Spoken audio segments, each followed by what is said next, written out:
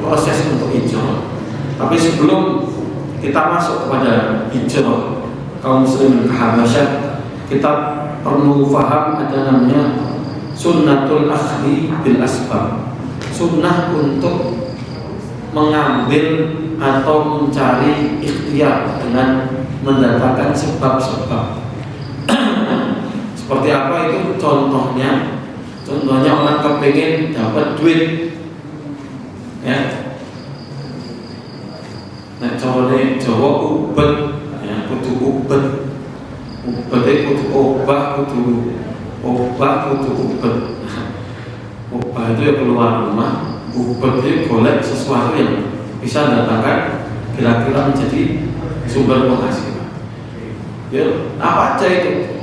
Dodolan cilok umpamanya. Kalau dodolan cilok, ya mesti dikit banyak kan laku. Ada yang jual, ada yang beli. Kalau nggak ada yang jual ya mau gimana, mau beli nggak jual gitu kan? Kan ya. Orang harus kerja untuk supaya dapatkan tadi dia kepingin dapat rezeki ya dia harus kerja. Maka Allah Subhanahu Wa Taala sampaikan dalam Al-Quran, ya, di banyak ayat, salah satunya di surah Al-Mulk Allah menyampaikan huwallazi ja'ala lakumul arda dzalula famshu fi manakibiha. Di sini ada kalimat famshu fi manakibiha. Wa kulu min rizqi, suruh keluar, suruh berjalan, ya, di atas muka bumi, kalau usaha, ya. Baru Allah sampaikan wa kulu min rizqi, makanlah dari rizkinya. Makanya kalau nggak ada pergerakan tadi nggak akan ada rizki. Nah, itu sunatullah. Bahkan kita bayangkan dalam kondisi yang sangat susah, kondisi yang lemah. Ini dikisahkan tentang kisahnya Maryam alaihissalam, salah satu dari sayyidatun nisa fil alam, bahkan sayyidatun nisa fil jannah, ya, yaitu Maryam ibnatu Imran. Maryam ketika beliau itu lemah sekali, sedang bobot hamil besar, sudah mau melahirkan. Kita bayangkan ya kalau ibu yang melahirkan itu kayak apa kondisinya. Al-Quran gambarkannya wahnan ala wahnin, lemah bertambah lemah. Jadi semakin lemah bertambah lemah. Ketika itu kondisi seperti itu Allah Subhanahu Wa Taala menyampaikan kepada Maryam, kondisi beliau mau melahirkan butuh nutrisi, sedangkan beliau sendirian gak ada orang. Karena salah satu yang menjadi fitnah luar biasa yang menimpa Sayyidatul Maryam alaihissalam, bahwasanya beliau dituduh berzina oleh orang Yahudi. Jadi itu menjadi berat sekali. Kenapa berat? Maryam ini orang yang sangat solihah, ibaratnya orang nggak tahu. Lihat orang aja nggak pernah keluar rumah.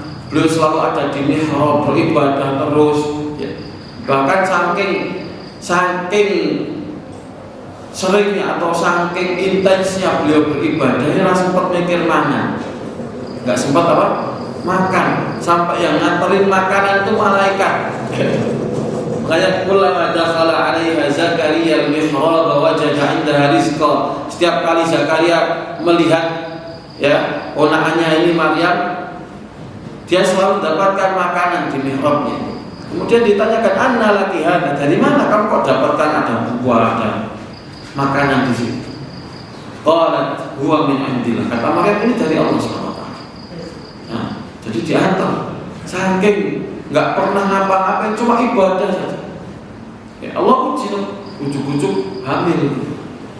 Orang logikanya, oh, hamil mesti Allah sih menghamili kan, nonton. Masuk hamil dewe gitu. Itu logika manusia. Tapi Allah pengen uji Maryam. Ya. Makanya orang Yahudi terus buat cerita, oh ini mesti berzina dan berbagai macam. Makanya Maryam sebagai seorang yang salihah, seorang yang baik, seorang yang tidak pernah melakukan, bahkan ya melihat ibaratnya laki-laki yang tidak halal, artinya nggak pernah, pokoknya sampai berzina. Ya. Maka itu berat sekali tuduhan itu bagi beliau. Maka ketika itu beliau kemudian pergi keluar, ternyata sambil di perjalanannya itu mendekati beliau lahir. Begitu sangat lemahnya beliau, nggak ada makanan yang beliau bisa makan. Maka kemudian Allah Subhanahu wa taala menyampaikan wa huzzi ilaiki bi jiz'in nakhlah tusaqit 'alaiki rutban janiyya. Kalau kita pernah lihat pohon kurma, nanti lihat pohon kurma. Kalau belum ya biar mendekati kayak palem gitu, pohon palem, tapi lebih gede kurma. Itu kalau kita uyek itu pohon bahasa Indonesianya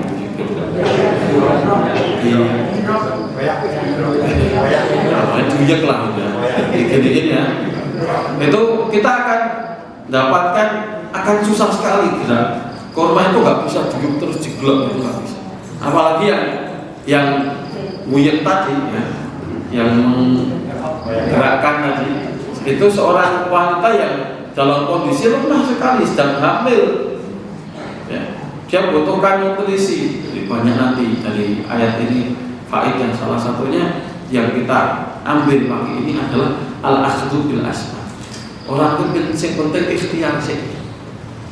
Hasilnya dari Allah SWT. Meskipun secara logika nggak masuk akal, tapi harus akhdhu bil asbab. Orang nggak bisa tanpa mengambil sebab untuk mendapatkan hasil. Dan itu menyelisihi sunnatullah. Bahkan orang yang kayak gini bukan tawakal namanya. Orang yang mardok terus apa orang yang bergawe tawakal Gusti Allah. Lah apa tawakal syukur rezeki teko dhewe. Turun kok setiap orang rezeki ini. Ini namanya menyelisihi sunnatullah. Sunnatullah itu orang kudu usaha. Entah nyambut gawe dodol, entah itu dia nukang jadi tukang, entah itu dia bekerja, apapun pekerjaannya yang penting halal, maka itu adalah bagian dari akhdhu bil asbab.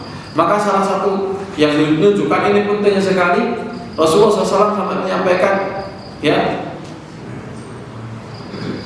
khairu ma'asyir nas ya, khairu ma'asyir rajul.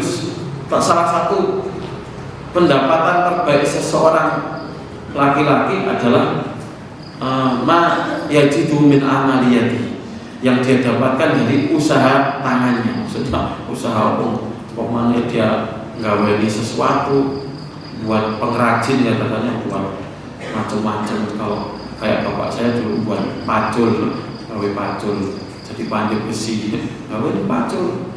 Meskipun dia kadang masya Allah ya butuh tenaga yang luar biasa, ngebuki besi gitu kan.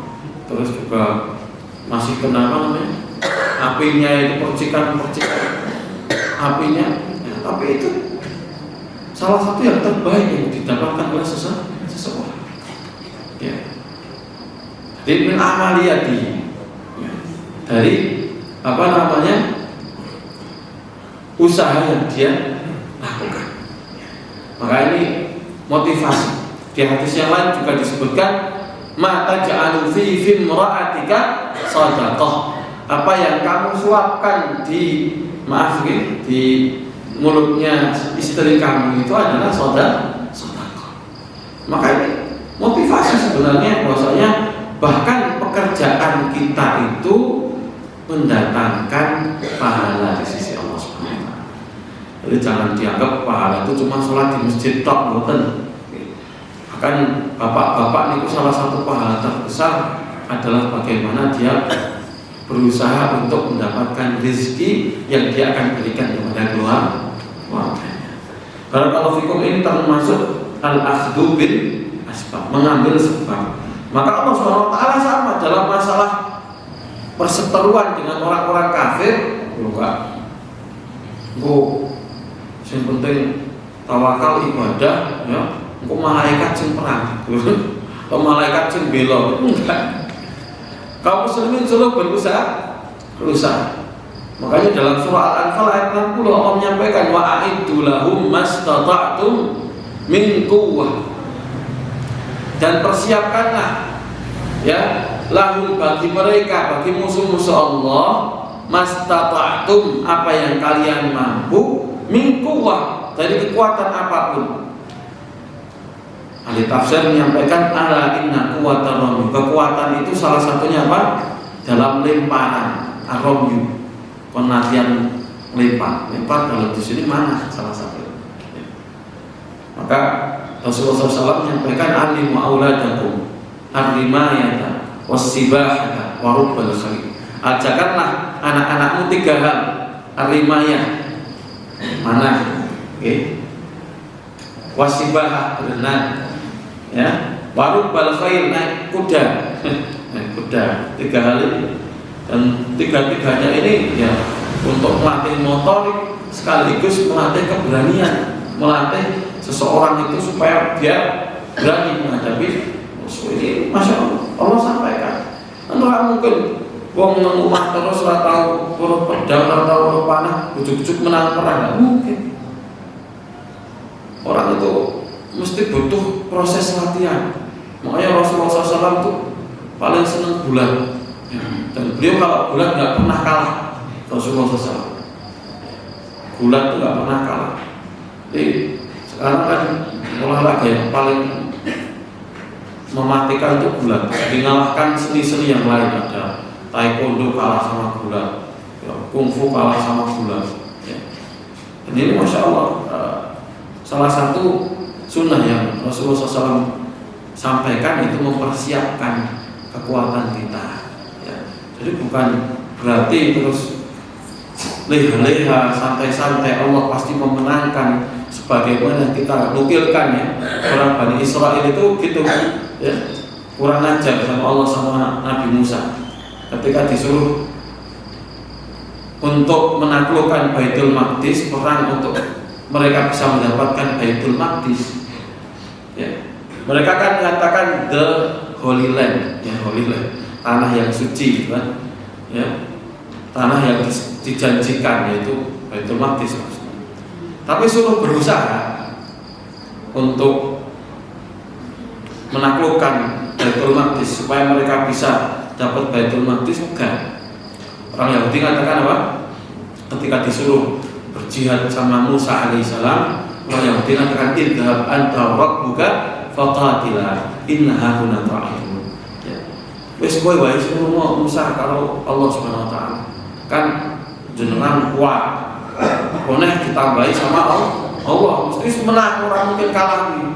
Gitu kan. Itu logikanya orang ya. Inna hauna qa'idun, kita duduk aja di sini. Kita nonton. Beda dengan sahabatnya Rasulullah SAW. Kita lihat bagaimana sahabat Rasulullah, Hamzah bin Abdul Muttalib, bagaimana Khalid bin Walid, ya. Khalid bin Walid di tubuhnya ada 73 luka, semuanya di bagian depannya, nggak pernah mundur. Itu ada lagi Abu Ubaidah bin Amir al-Jarrah, bagaimana Barak bin Malik, sahabat-sahabat yang punya keberanian luar biasa. Talha bin Ubaidillah yang sampai dijuluki as-syahid yang syi'alal wajil api, syahid yang berjalan di atas muka bumi ya. Saking beraninya beliau menjadi tamennya Rasulullah SAW di perang ini. Dan banyak sahabat-sahabat yang kita lihat, Masya Allah, mereka usudun ya, menjadi singa di medan perang. Maka ini bagian dari al-akhdhu bil asbab ya. Dalam hal apapun seseorang disunahkan untuk ikhtiar, mengambil sebab supaya Allah SWT datangkan kemudahan, adapun rezeki, adapun kemenangan itu dari Allah SWT. Kewajiban kita adalah berusaha untuk mengambil asbab. Dan kita akan dapatkan nanti banyak sekali durus pelajaran baik dari hijrahnya Rasulullah SAW ke Habasyah atau nanti hijrahnya Rasulullah SAW ke Madinah. Baik, barakallahu fikum. Ini terkait dengan asbabul asbab. Makanya ketika tambah dahsyat tekanan orang Quraisy kepada kaum muslimin, tambah masif orang Quraisy itu mengintimidasi ya kaum muslimin di Makkah, maka Rasulullah SAW selalu berpikir untuk mendapatkan solusi. Salah satunya adalah hijrah. Hijrah itu artinya apa? Berpindah atau al-intiqal, ya, dari negeri yang di situ mayoritas ada kekufuran, mayoritas kemusyrikan, sehingga kaum muslimin tidak mampu menampakkan agamanya, melaksanakan syariat agamanya, tidak bebas melaksanakan syariat agama. Seperti di Makkah, orang mau sholat itu susahnya bukan main. Kita sebutkan kemarin ya, harus mereka jalan jauh dulu, petang gunung. Mau sholat harus ke petang. Dengan bayangkan kalau kita di sini sholat harus apa? Sembunyi-sembunyi. Mau menampakkan syiar agama nggak bisa. Kenapa? Karena orang Quraisy langsung terus menekan. Dan kita akan lihat realnya saat ini di beberapa negara seperti itu. Jilbab nggak boleh, ya. Ada beberapa sekarang di India dan beberapa tempat di India, bukan di seluruh India, yang mayoritas di situ Hindunya sangat kuat sekali. Itu kaum muslimin diganggu, pakai hijab di jalan itu diganggu. Kita lihat juga di Cina, di Uyghur itu kita lihat luar biasa sekali. Puasa aja nggak boleh. Jadi sampai anak sekolah ceritanya, anak sekolah itu bawa makanan, harus bawa makanan. Kalau nggak bawa makanan, maka dicek kamu bawa makanan nggak. Kalau nggak bawa makanan berarti puasa. Nah nggak puasa nanti dikasih roti suruh makan. Kalau nggak mau makan dikebuki. Jadi tidak fikir gampang, orang mukroh itu nggak apa-apa makan karena dia mukroh. Kalau nggak dia makan dia akan bahaya. Makan makan aja, tapi insya Allah puasanya tetap sah. Kan gitu. Kan dapat bonus malah. Tapi kan kadang sebagian kaum muslimin nggak ngerti hukumnya, seperti puasa begitu. Itu sampai seperti itu. Jadi orang Islam kalau dia minoritas itu memang tabiatnya susah menampakkan syiar agama. Contohnya saat kita di Bali, kalau pas nyepi, tak boleh ada. Nyepi ada di speaker kan repot gitu. Makanya ini yang membuat Rasulullah SAW kemudian berpikir membuat strategi untuk hijrah mencari tempat selain Makkah. Ini sebelum fase ke Madinah, mencari tempat yang kondusif, tempat yang kaum muslimin di situ bebas, yang menampakkan syiar agamanya, bebas untuk sholat, bebas untuk berdakwah. Maka kemudian hal-hal ini yang kemudian mendorong Rasulullah SAW untuk hijrah. Nah, kemudian kenapa kok dipilih? Salah satunya Habasyah, ya. Maka ada beberapa sebab kenapa kok Habasyah dipilih.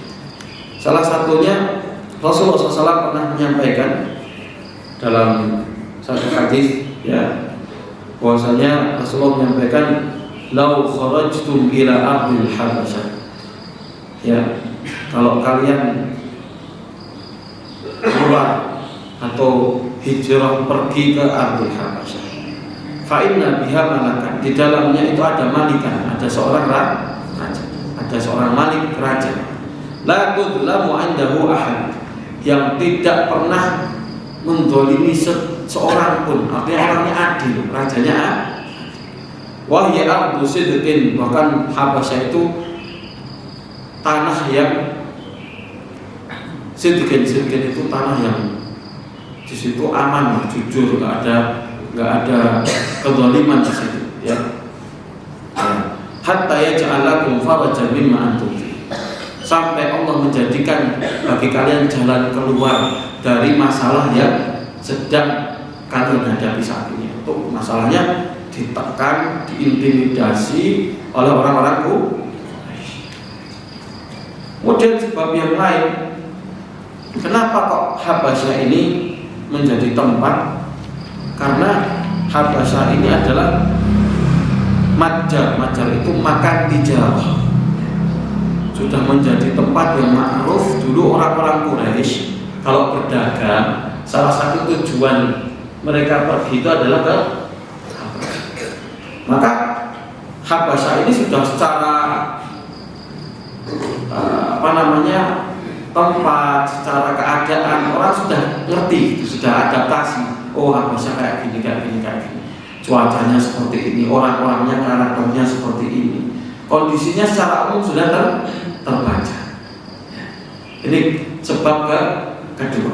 Jadi hubungan antara orang Quraisy dan orang Habasyah secara umum, baik itu yang kaum musliminnya ataupun orang Quraisy yang orang musyrik, itu sudah terbangun dengan baik.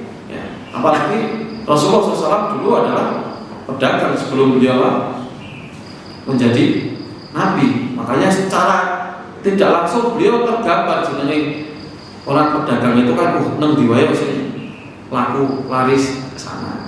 Dia akan baca apa? Namanya mapping, ya. Dia akan memetakan itu. Oh, di sini kayak gini. Udah tergambar di benaknya Rasulullah SAW. Kemudian ketiga, Ummu Aiman ini seorang yang dulu sempat mengasuh Rasulullah SAW. Dalam riwayat, Ummu Aiman ini seorang yang berasal dari Habasyah. Maka secara tidak langsung pernah diceritain tentang bagaimana Habasyah itu dari Ummu Aiman. Makanya Rasulullah SAW mencintai Habasyah salah satunya karena ada seseorang yang dari sana yang berjasa kepada beliau, mengasuh beliau, ngurusin beliau waktu beliau kan kecil. Siapa itu? Ummu Aiman. Maka itu yang membuat beliau itu juga secara tidak langsung mencintai Habasyah. Ya. Jadi tadi ada beberapa sebab dari rajanya apa? Adil, ya. Rajanya adil, negaranya aman. Ketiga, tempat yang sudah familiar karena menjadi tujuan untuk berdagangnya orang-orang Quraisy. Kemudian yang keempat, Ummu Aiman, ya salah satu yang mengasuh Rasulullah SAW itu dari Habasyah. Saat tidak langsung Rasulullah sudah banyak dapat ceritanya dari beliau, ngerti kayak apa cara umum Habasyah. Adapun yang kelima, ini masih ada lagi. Habasyah ini jauh dari pengaruhnya orang Quraisy. Jadi kalau orang-orang Muslim hijrah ke sana, orang Quraisy nggak bisa terus dengan gampang gitu kan,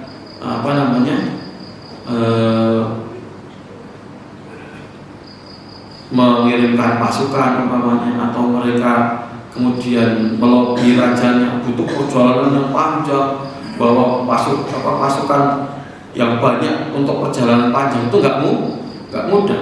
Makanya ini yang menjadi alasan kenapa dipilihnya Habasyah. Ya.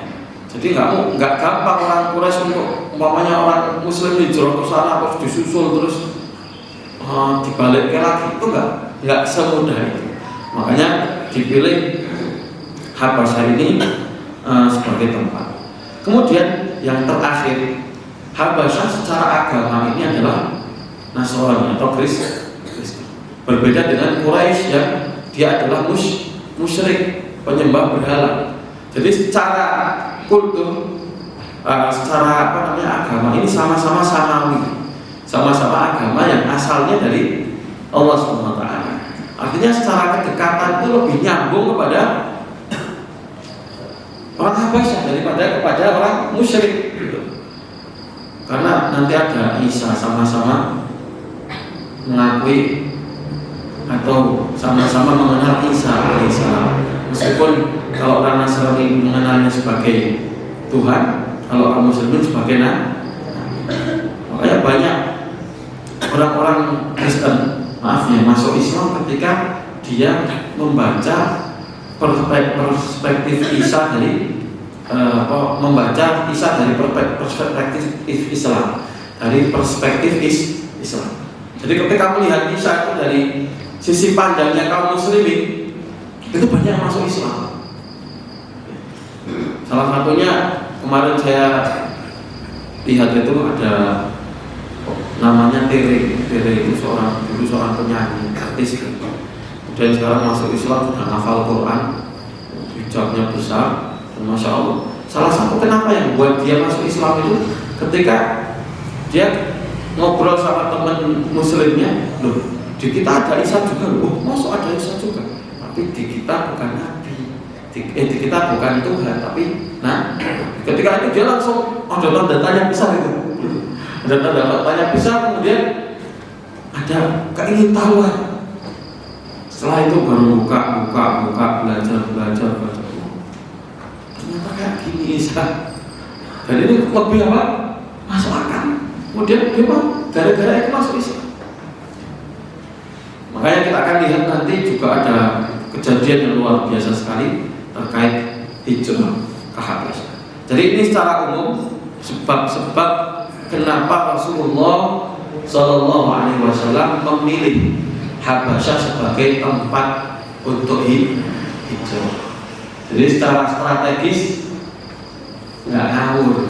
Sekali lagi apa nggak mentang-mentang saya Rasulullah, ya Allah pasti nolong saya, pasti memenangkan agama, terus ngawur, pilih ngawur, nggak pakai strategi. Ini bukan seperti itu. Rasulullah SAW tetap apa? Membuat apa? Strategi.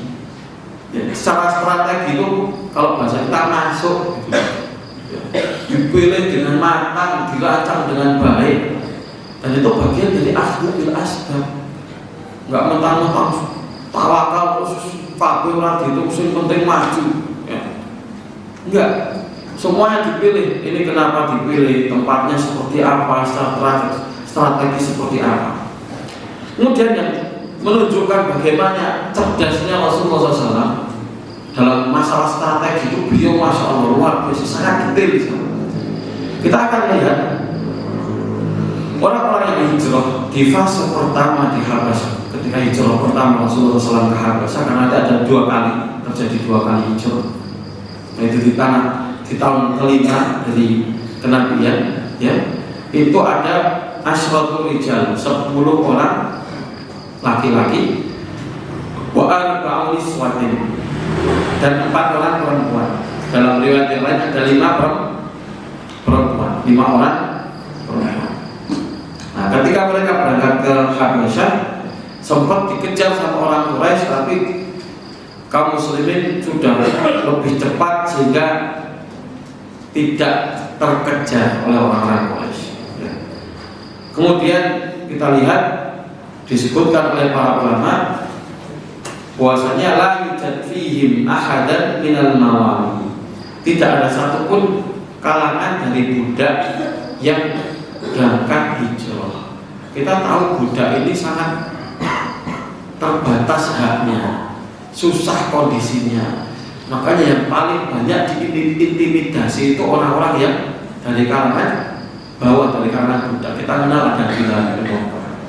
Karena kenapa kok gampang? Karena dia secara akad itu dia berada di kekuasaan tuannya.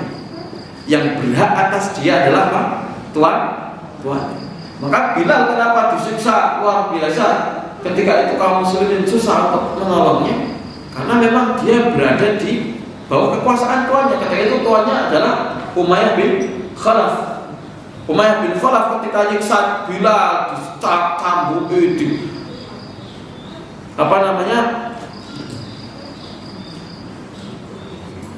bakar di bawah terik sinar matahari, nggak bisa apa-apa karena tuannya itu ya memang memiliki apa? Memiliki wewenang atas dia. Kita lihat juga seperti Ammar bin Yasir, Ammar dan sak keluarganya beliau, ada Yasir bapaknya Ammar, Sumayyah ibunya. Ketika disiksa karena dia di bawah Abu Jahal, jadi Abu Jahal itu tuannya. Maka seakan-akan tuannya ini berhak untuk melakukan apa? Makanya kalau seandainya yang hijrah ini para budak atau orang-orang yang di bawah ikatan dengan orang lain tadi, nanti masalahnya lebih besar. Karena secara kebebasan budak tidak memiliki kebebasan sebagaimana orang yang merdeka. Abu Jahal. Beliau datang langsung, beliau ambil anak panahnya itu dihantamkan ke Abu Jahal, katakan, ala ta'lamu anni ala dini Muhammad. Kamu enggak tahu dong, sekarang aku udah masuk Islam. Padahal posisi dia masih musyrik. Saking marahnya itu dia mengatakan, kamu enggak tahu dong, saya sekarang itu sudah masuk Islam. Nah setelah itulah kemudian Hamzah benar-benar masuk Islam. Sejak itu orang-orang Quraisy mikir-mikir lagi kalau mau menyakiti Rasulullah, karena Hamzah ini terkenal seorang yang sangat kuat sekali dan enggak kompromi, orang yang sangat kuat sekali. Ditambah Umar bin Khattab radhiyallahu ta'ala masuk Islam. Ini sebabnya juga Rasulullah SAW itu kita tahu bahwasanya dulu Umar itu sangat membenci Rasulullah SAW karena dianggap Rasulullah SAW itu sumber masalah. Jadi yang buat chaos ribut di Quraisy dulu nggak ada apa-apa, tenang-tenang saja. Sejak Rasulullah datang itu ribut, kabilah dengan kabilah ribut, bapak dengan anak pisah, kemudian ada suami istri pisah juga, yang suaminya musyrik, istrinya itu masih musyrik, pisah.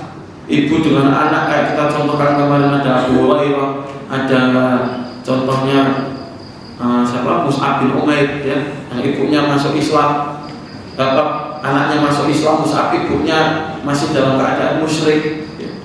Itu sampai terjadi istilahnya masalah sosial, jadi ada sorak ijtimai ya, jadi pergulatan sosial karena masalah-masalah ini ya. Makanya Umar ini dulu nggak senang Rasulullah gara-gara itu gitu. Bukan lebih dari memusuhi dakwahnya Islam, itu sebenarnya bukan masalah itu. Nah ketika itu ini saya harus beres ini, Muhammad ini tak dulu aja nih biar rampung masalah. Ketika Umar mau berangkat ya, beliau ketemu sama salah satu orang, sampaikan, wah kamu tuh ngapain ngurusi Rasulullah itu loh, saudaramu sendiri Fatimah masuk Islam. Wajar datang ke tempat saudarinya ini ya. Kemudian Umar singkat ceritanya, kemudian beliau mendengar ada suara seorang baca Al-Quran, kemudian diketuk dengan keras, kemudian disampaikan, tadi yang baca Quran ya, sembunyikan apa namanya, dulu kan Quran ditulis di kayak di apa namanya kulit, bahasanya kita lulang, ditulis di situ, ada yang ditulis di atas korpa. Kemudian itu disembunyikan itu tadi, kulitnya tadi yang di situ ada Al-Quran. Nah, sampai akhirnya Umar kemudian marah, sempat menampar adik. Akhirnya ketika Umar itu disampaikan, kamu sejak kapan, saat adiknya ini berani ngomong, sejak kapan seorang Umar itu memukul seorang wanita? Di situ dia langsung kayak akalnya kembali, loh kok saya sampai segitunya gitu, kok sampai memukul seorang wanita. Ketika dia diam, Umar kemudian akalnya kembali, coba saya kepingin lihat tadi sahifah atau lembaran atau bacaan yang tadi dibaca. Kemudian kata adiknya, kamu belum masuk Islam, nggak boleh megang apa namanya, bukan mushaf, masih apa tadi, lembaran tadi, apa kulit tadi ya. Kemudian langsung akhirnya dikeluarkan, dibacakan kepada Umar, Toha ma anzalna alaikal Qur'an litashqa ma Toha ma anzalna alaikal Qur'an litashqa illa tadhkiratan liman yakhsha tanzilan mimman khalaqal arda was samawati. Ketika dibacakan ini, Umar bergetar luar biasa. Kemudian beliau mengatakan, saya tidak pernah mendengarkan perkataan seindah ini, dan ini mesti perkataan yang benar, nggak mungkin ini yang buat manusia. Kemudian Umar beliau menyatakan, saya kepingin masuk Islam. Singkat ceritanya kemudian beliau mencari di mana Rasulullah, ketemu sama Rasulullah, kemudian menyatakan keislaman. Setelah masuk Islam ini, Hamzah sama Umar masuk Islam, mereka keluar ya, memimpin kaum muslimin, satu sof bersama Umar, satu sof bersama Hamzah. Mereka semuanya tawaf Ka'bah sambil takbir. Nah itu orang-orang musyrik gak ada yang berani dekat, lihat ngarep Umar, ngarepnya Hamzah, itu derdik luar biasa. Padahal ketika itu kaum muslimin masih sedikit, cuma gara-gara yang masuk Islam ada Hamzah, ada Umar, itu efeknya luar biasa. Maka gara-gara itu sebagian kaum muslimin yang sudah hijrah ke Habasyah, wah Umar sama Hamzah masuk Islam, berarti sekarang kondisi sudah insya Allah lebih baik dan kaku. Nah itu hijrah pertama kaum muslimin ke Habasyah. Kemudian setelah itu ternyata orang-orang kafir kemudian terus buat strategi untuk menekan kaum muslimin. Setelah Islamnya Umar, Islamnya Hamzah itu nggak rampung ternyata, masih terus gangguan-gangguan, tapi dengan cara yang berbagai macam cara. Intinya tidaklah berhenti permusuhan kaum musyrikin itu dengan adanya Umar, dengan adanya Hamzah radhiyallahu ta'ala anhu. Nah makanya kemudian terjadilah hijrah kaum muslimin kedua ke Habasyah. Jadi ini hijrah yang kedua. Habasyah ini dipimpin oleh Ja'far bin Abi Thalib. Ya. Jadi kaum muslimin ketika itu berjumlah kurang lebih 62 laki-laki, ya. Mereka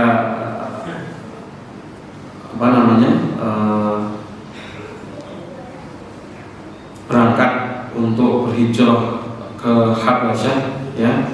Kemudian 18 wanita, ya. Jadi semuanya lebih banyak daripada jumlah pertama, ya. Berangkat menuju Habasyah untuk berhijrah. Dan hijrah ini satu hal yang kita lihat, ya, sangat berat sekali. Orang wis duwe omah barang wis duwe omah, wis mapan gitu kan. Suruh ninggalin rumahnya, suruh ninggalin propertinya, suruh ninggalin usahanya untuk ke tempat yang dia nggak ngerti di sana lebih baik apa nggak lebih baik. Ini semua dilakukan demi agama.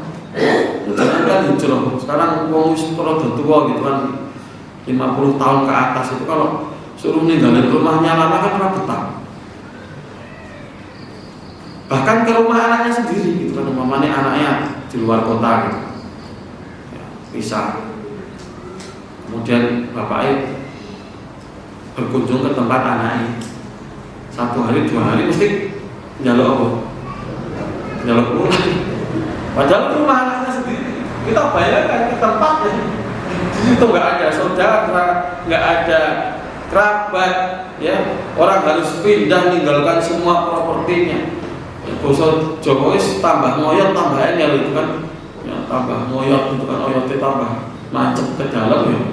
Untuk pindah itu tambah susah. Di kaum muslimin, masya Allah, demi keimanan mereka, menyelamatkan keimanan mereka supaya mereka tidak terkena fitnah, bisa melaksanakan agamanya, mereka berhijrah. Nah, hijrah yang kedua ini kemudian kaum kafir Quraisy tidak tinggal diam. Jadi kaum kafir Quraisy kemudian mereka mengutus delegasi. Jadi salah satunya orang yang paling cerdas, diplomat yang paling ulung, ya, yang dikatakan Dahiyatul Arab. Dahiyatul Arab itu orang yang paling cerdas, ya. Karena kecerdasan beliau terbukti ketika beliau masuk Islam. Beliau menaklukkan Mesir hampir tanpa perang. Mesir itu ditaklukkan hampir tanpa perang. Siapa sahabat tersebut? Beliau adalah Amr bin As radhiyallahu ta'ala anhu. Nah, Amr bin As tentunya sebelum beliau masuk Islam, ya. Sebelum beliau masuk Islam,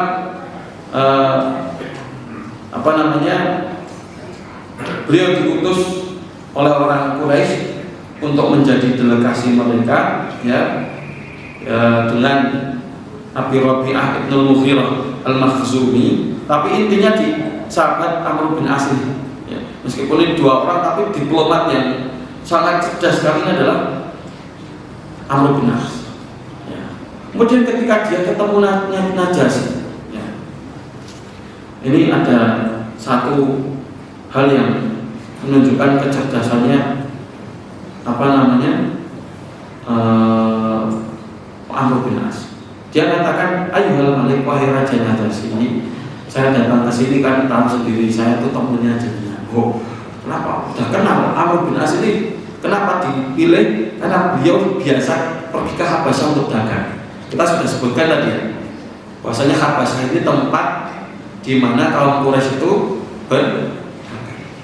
Dan Amr bin As ini salah satu tujuannya adalah Habasyah. Dan gue sudah kenal sama Raja Najasyi, sudah akrab. Gitu sampai situ, ini teman dekat kamu, Amr bin As datang. Ngapain kamu kesini? Kata Amr bin As, ayyuhal malik, wahai raja, in saba ila baladika minna fil malum sufa. Ada orang-orang yang mereka bangkang dari kaum kami, buat kekacauan, faraqudina qaumihim. Mereka buat agama sendiri, kita sudah ada agama, mereka buat agama sendiri. Ya, walam yadkhulu fi dinika. Mereka kesini juga nggak mau masuk ke agama, kan kurang ajar. Bahasanya Amr bin As. Mereka sudah buat agama sendiri, ke negeri kamu juga nggak mau ikut agama kamu, gitu kan? Wajah ubidinin mubtadi, bahwa agama yang dibuat-buat itu, ya, yang kami tidak tahu, jenengan juga nggak tahu. Ya. Makanya kami diutus untuk supaya dikembalikan, karena sudah kekacauan, buat bapak sama ibunya, bapak sama anak itu bertengkar, orang akur, saudara pisah gara-gara mereka itu kan kacau, masyarakat kacau gara-gara mereka. Ini bahasanya siapa? Amr bin As. Secara logika rajanya ini misalkan ngomong apa? Udah sebalik kayak cukup kalau kan gitu, kalau rajanya ini kemakan apa omongannya Amr bin As. Tapi rajanya ini kita sudah sampaikan tadi, fiha malikun la yudlamu indahu. Di Habasyah ini ada seorang raja yang disebutkan oleh Rasulullah, tidak akan mendolimi sedikit pun, tidak akan ada orang yang terdolimi di sisinya beliau. Jadi orangnya adil. Oh gitu dong. Ya udah, itu kan saya dengar dari kamu. Saya butuh dengar dari mereka, sisinya orang kaum muslimin. Maka kemudian dipanggillah namanya Ja'far bin Abi Thalib radhiyallahu anhu untuk jadi juru bicaranya kaum muslim. Ditanya, Ja'far, kaum muslimin, yang mewakili di sini Ja'far. Ini kemarin Amr bin As datang ke saya ngomong gini seperti yang saya tadi sebutkan. Kamu seperti apa? Kamu ada tanggapan nggak? Kata Ja'far bin Abi Thalib, wahai raja, dulu ini kami adalah kaum barbar. Ya'kulu minnal qawiyyud dha'if, orang yang kuat menindas yang lemah. Ya. Kemudian kami dulu menyembah patung. Ya. Kami dulu tidak mengenal hak-haknya wanita, saenake dhewe karo perempuan. Kemudian saling berperang satu dengan yang lain. Kami dulu memakan riba, memakan harta yang haram, hobinya minum khamr, ya, buat kekacauan, sampai Allah mendatangkan di tengah-tengah kami seorang Rasul yang kami tahu nasabnya. Ini kalimatnya menarik sekali. Yang kami tahu nasab, jadi bukan orang asing, dari kecil seperti wongnya apik, jujur, gak pernah bohong, orangnya masya Allah akhlaknya luar biasa. Kami tahu nasab. Kemudian datang kepada menyeru kami untuk mentauhidkan Allah, meninggalkan kemungkaran, menyambung silaturahmi. Wah, ini kalimatnya luar biasa. Oh, mungkin Amr bin As ora bener. Kata Najasyi kemudian disampaikan, kalian sudah tinggal di sini aman di sisi kami. Ya. Kehabisan akal nggak Amr bin As? Datang lagi kepada Najasyi. Tahu nggak Najasyi? Mereka itu orang-orang muslimin, kaum muslimin itu mengatakan kalau Isa itu bukan Tuhan. Ya. Kan itu bertentangan dengan keyakinannya jenengan. Itu nanti berbahaya, itu nanti tinggal di sini nanti tidak mau orang-orang, nanti mereka malah orang Kristen malah melebu Islam. Itu kan provokasi lagi. Akhirnya dipanggil lagi Ja'far bin Abi Thalib. Kali ini Ja'far nggak jawab. Jawabnya maksudnya beliau cuma baca Al-Quran yang dibaca surah Maryam. Kemudian beliau baca Kafha ya Ain Shad dzikru rahmati rabbika 'abdahu Zakaria idh nada rabbahu nidaan khafiyya. Terus dibaca. Ini kan kisah tentang Zakaria, tentang bagaimana Maryam, bagaimana Isa. Itu kisah di situ. Begitu dibaca ini Najasyi nangis. Seluruh uskup, pendeta-pendeta yang ada di dekatnya Najasyi itu nangis sampai jenggot-jenggotnya basah dengan tangisan. Maka dalam riwayat yang sahih ya, Najasyi ini kemudian menjadi seorang muslim. Ya. Najasyi ini kemudian masuk Islam. Salah satu berkah dakwahnya Rasulullah SAW ketika mengirim delegasi ke Habasyah.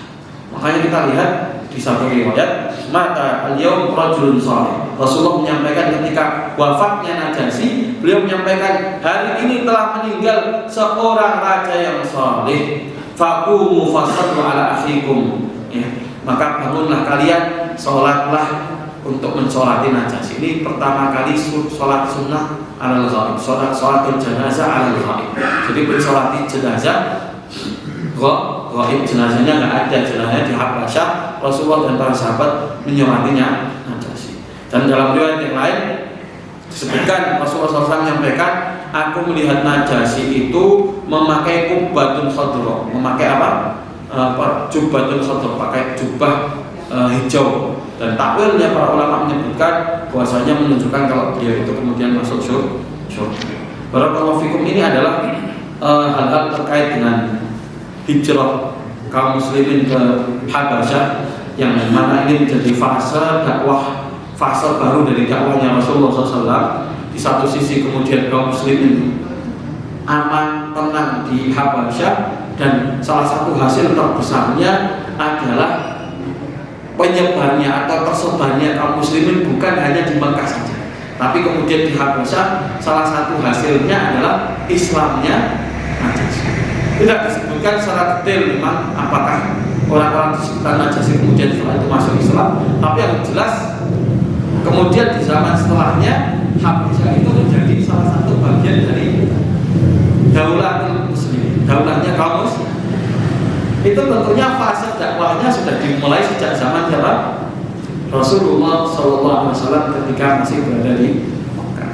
Ini secara singkat insya Allah tentang bagaimana hijrahnya kaum muslimin ke Habasyah, dan insya Allah menjadi pembahasan di pagi ini. Insya Allah kita akan teruskan nanti di pertemuan selanjutnya di bulan depan. Dan insya Allah kita akan membahas tentang Amul Husni, tentang tahun kesedihan, bagaimana nanti salah satu fase yang cukup memberikan pukulan yang luar biasa, ujian yang luar biasa kepada Rasulullah SAW, yaitu tahun kesedihan. Ini mungkin yang kita bisa sampaikan. Barakallahu fikum tentang hijrahnya kaum muslimin ke Habasyah. Salah satu pelajaran terbesar yang kita ambil dari hijrahnya kaum muslimin ke Habasyah, bahwasanya dakwah itu butuh perencanaan, butuh strategi. Dakwah butuh apa? Perencanaan, butuh strategi. Kok mau asal itu? Kita lihat Rasulullah bagaimana memilih tempat untuk hijrah, merancang bagaimana siapa yang berangkat, bagaimana itu semuanya benar-benar ditahdid, dirancang dengan perancangan yang matang. Kemudian mengirim delegasi siapa yang menjadi amirnya, menjadi apa? Pemimpinnya. Enggak salah, kalau enggak dirancang enggak mungkin. Bagaimana? Dipilih pemimpinnya siapa? Ja'far bin Abi Thalib. Makanya ketika dipilih orang yang tepat, beliau ketika mendapatkan ujian harus berdiskusi dengan raja, beliau kemudian berdiskusi dengan baik. Coba kalau dipilihnya asal supaya baik jadi pemimpin sak-sake gitu kan. Ya. Dipimpin ulang-ulang ngomong pakpor, bingung nanti dipanggil sama raja. Waduh, harus diceluk raja, belum ketemu keringetan gitu kan. Itu ketemu bingung, itu kalau nggak dipilih orang ya Tapi dipilih orang yang masya Allah cerdas, orang yang bisa menjawab dengan jawaban yang lugas, yang baik, sehingga kita lihat bagaimana diplomasi itu ya memberikan manfaat. Faedah yang ketiga, tidak mesti orang-orang yang kafir ya itu kemudian semuanya memberikan madhur. Nah, kita lihat bagaimana Najasyi, dia asalnya seorang Nasrani, tapi kita lihat bermanfaat untuk dakwah, memberikan manfaat untuk Islam. Makanya dalam bermuamalah pun kita harus adil, tidak memukul rata. Dan asal dari muamalah itu bagaimana selama mereka tidak menunjukkan permusuhan, tidak menunjukkan adalah, maka kita bagaimana berlaku baik dengan orang-orang non muslim. Salah satu faedahnya adalah menarik mereka untuk masuk kepada Islam. Cuma kafir musuh kafir sikap kafir, kafir keras kafir, ini salah seperti itu. Ya. Jadi keras itu pada siapa? Kepada siapa yang memusuhi kita. Ya. Maka Allah Subhanahu Wa Taala dalam surah Al-Mumtahanah, Allah menyampaikan satu kalimat yang luar biasa di surah Al-Mumtahanah ya. Allah menyampaikan la yanhaakumullahu 'anil ladzina lam yuqatilukum fid din. Allah tidak melarang kalian ya berbuat baik kepada orang-orang yang tidak memerangi kalian dalam agama kalian. Maksudnya orang-orang kafir yang tidak memusuhi kalian, tidak memerangi kalian. Walam yukhrijukum min diyarikum, tidak mengusir kalian dari negeri kalian. Ya.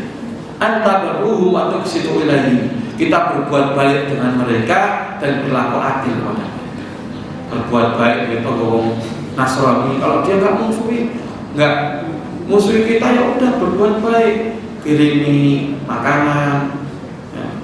Masak lodeh dikirimi mangkok, disapa, senyum pada mereka, nggak apa-apa. Bahkan ini dianjurkan antabaru matuk situ ilahi. Supaya apa? Supaya ini mendatangkan simpati. Oh, Islam itu ternyata bagus. Oh, Islam itu baik. Ajarannya bagus. Terbuka. Ketika sudah terbuka, lebih gampang untuk kita. Nah, ini faedah yang luar biasa sekali. Bagaimana muamalah dengan orang-orang non muslim, salah satunya dalam kisah hijrahnya kaum muslimin ke Habasyah.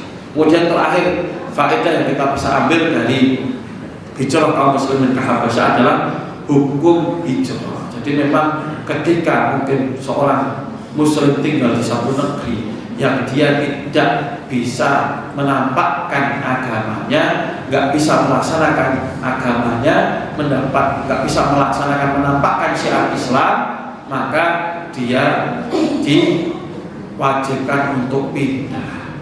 Alasannya apapun, mau gaweane akeh, gajinya akeh, tapi ora iso salat, ora iso Jumatan, gajinya akeh, ora iso jilbab, ya, maka nggak boleh seorang itu tinggal di sana. Dia harus tinggal di tempat di mana dia bisa menampakkan, melaksanakan syariat agama. Ini mungkin yang kita bisa ambil pelajaran-pelajaran dari hijrahnya kaum muslimin ke Habasyah. Insyaallah kita akan lanjutkan materi lain di dalam sirah nabawiyah biidznillah. Kita cukupkan. Subhanallah bihamdik, asyhadu an la ilaha illa anta, astaghfiruka wa atubu ilaik. Assalamualaikum warahmatullahi wabarakatuh.